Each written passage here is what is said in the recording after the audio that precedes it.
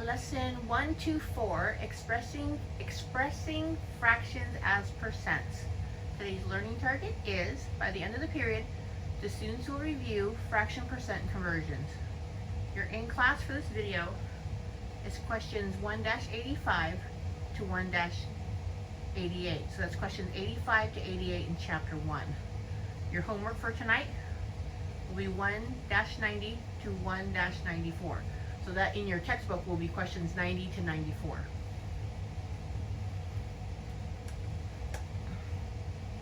Okay. Rotate this way. Adjust, make a little adjustment. All right. That should be fine. All right. Here we go. Whoops. Maybe I shouldn't show you the key right off. Maybe I should show you the blank one. All right. So, expressing fractions as percents. After 25 flips of a fair coin, Lorraine and her partner recorded 14 heads. So remember, that's number of outcomes, number of what's desirable over what's outcome. Is this more or less? Is this more than, less than, or equal to 50%? The theoretical probability of flipping heads. Okay, so let's think about this. Ugh.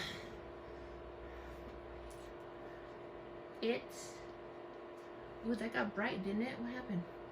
It is more than 50%. So here's the reasoning. 50% equals 1/2. And half of 25 is 12.5.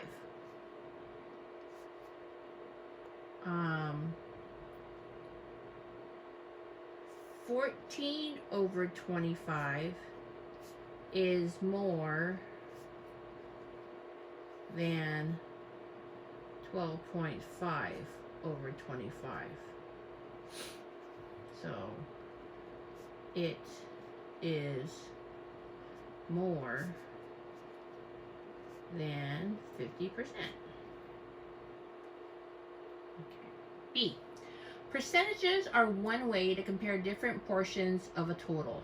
If you have not already done so, work with your partner to calculate what percentage of Lorraine's flips were heads. Be prepared to share your strategy for finding the percentage with the class. So do you know what percentage means? It means out of 100.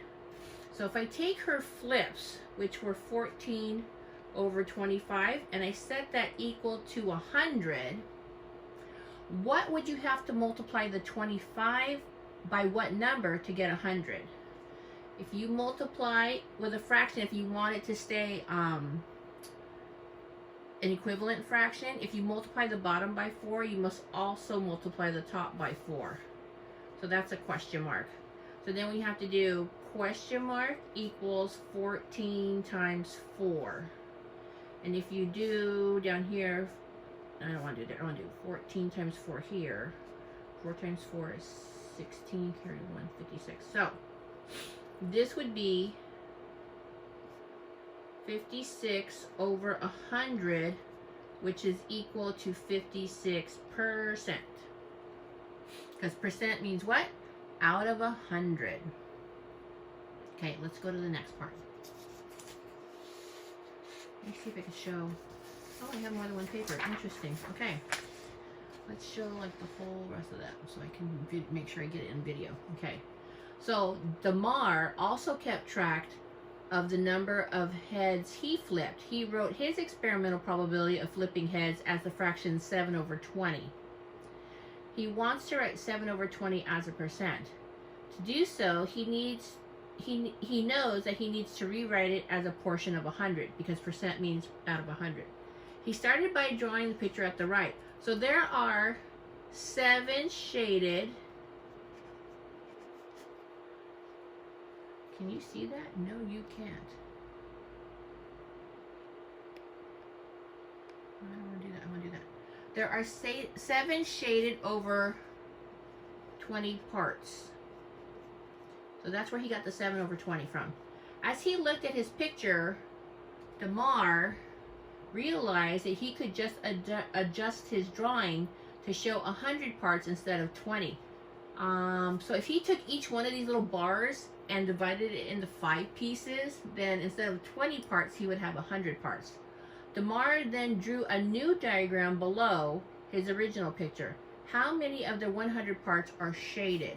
Okay, so we know he took each box up here and cut it into 5 parts. And if 7 of them were shaded,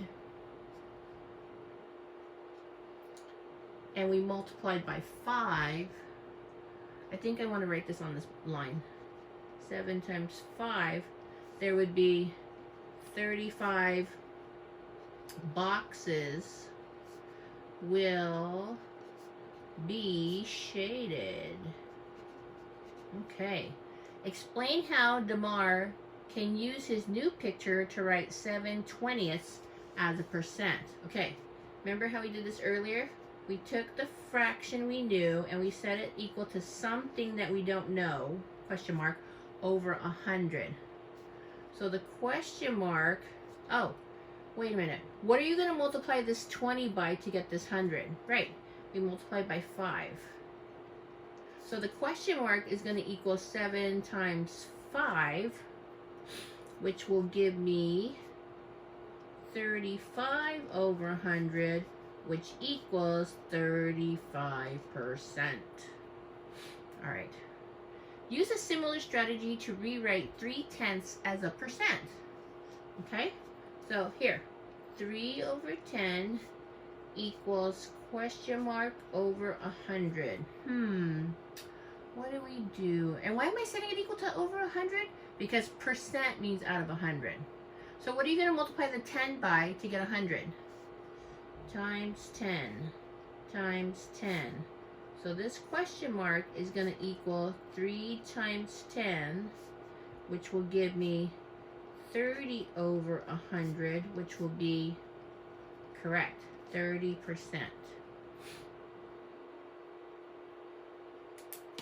Let my pen hold that paper. We'll go to the back side, or the second page. I guess on Notability will be the second page. Okay, listen.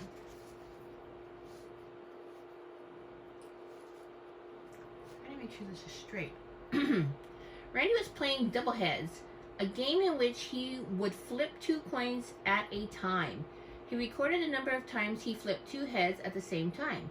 He flipped the coins 50 times. So that 50, look, the 50 went on the bottom, because that's the hole. And then there were 20 times where both coins landed heads. So he put 20 over 50. How does 20 over 50 compare to 50%? I don't know, let's change 20 over 50 into a percent. 20 over 50 equals question mark over 100. What are we going to multiply by? Times 2 times 2. So question mark is going to equal 20 times 2. That's a 2. So this is going to be 40 over 100, which is 40%. And how does 40% compare to 50%? It's less than that. So 20 over 50, which is 40%, is less than 50%. Yay! Okay, let's keep talking about Randy. Scoot that up. Okay, Randy claims 20 over 50 is equivalent to 70 over 100. Oh. I thought we got 40 over 100. Because, oh, he added 50 to the denominator to get 100, and he added 50 to the numerator to get 70. Explain to Randy why 20 over 50 and 70 over 100 are not equivalent portions. When you do equivalent portions, are you supposed to add? No, you're supposed to multiply. So let's write a note to Randy. When you compute equivalent fractions, equivalent. I have to remind myself how to spell. Fractions. That's an S, sorry. You need to multiply or divide, not, let's capitalize the word not, add or subtract. Okay. Let's go to the last question. This one's a pretty fast one. Do. Yeah. Better? No. Better. Okay. 3 students invented a game in which they flip coins for 1 minute and then determine who flipped the highest percentage of heads.